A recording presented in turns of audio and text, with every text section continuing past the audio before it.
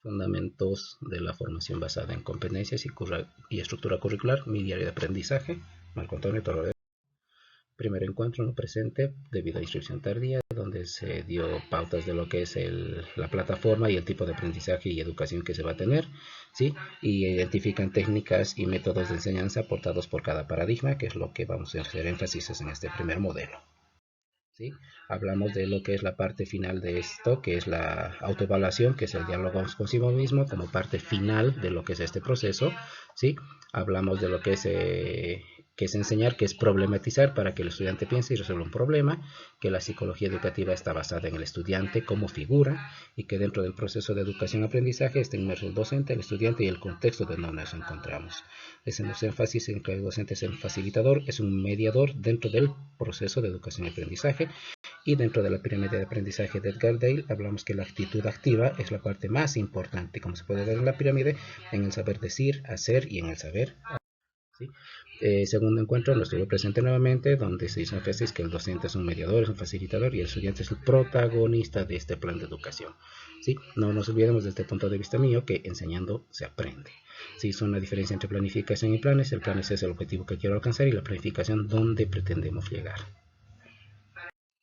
¿Sí? El plan curricular tiene diferentes partes, como es el diagnóstico de dónde estoy, el objetivo, que es la meta, dónde voy a llegar, que tenemos que diferenciar de competencia, que es lo que yo quiero que el estudiante aprenda, el contenido, que son los conocimientos, y la metodología, que es el plan, acorde a lo que es la realidad de nuestros estudiantes, y la evaluación o la retroalimentación que nosotros vamos a realizar con los estudiantes.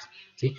Los paradigmas de aprendizaje siempre son modelos que nos ayudan a entender la actividad del estudiante y nuestro desarrollo particular en el proceso, y son 4, que es el paradigma constructivista, cognitivista, constructista y humanista, ¿sí? Y hablamos de que siempre se tiene que facilitar un área de confianza para que tengamos una mejor respuesta del estudiante.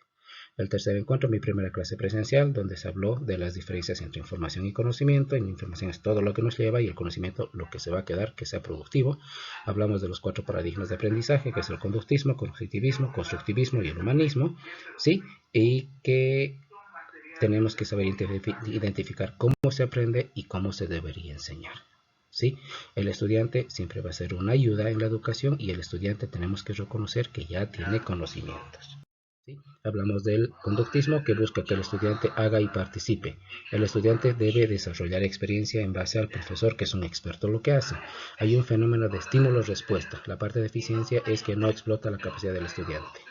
El cognitivismo busca entender procedimientos. Hay un error y éxito en el proceso de aprendizaje. Entonces hay un fenómeno de estímulo, proceso y respuesta. El profesor es un problematizador, es un guía, y el estudiante debe saber resolver los problemas con un análisis. Entonces tengo que tratar de identificar qué tipo de estudiante soy, ¿sí? Y diferenciar siempre nuevamente en lo que es un plan y una planificación. El cuarto encuentro, ¿sí?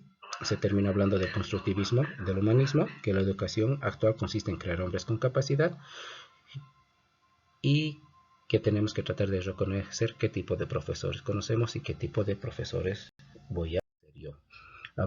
Terminamos hablando del constructivismo, que el aprendizaje es una construcción, que es el profesor un acompañante de la realidad, ¿sí? Y tienen diferentes tipos de métodos de enseñanza, como son todos el resto, como es el trabajo en campo y el debate, por ejemplo, a diferencia del humanismo, que es el entender el desarrollo integral de la persona en un desarrollo integral, el saber ser, saber hacer y decidir, y que el profesor siempre va a ser un facilitador que va a tener un círculo de confianza con el estudiante para que tenga un mejor proceso de educación y aprendizaje. Muchas gracias.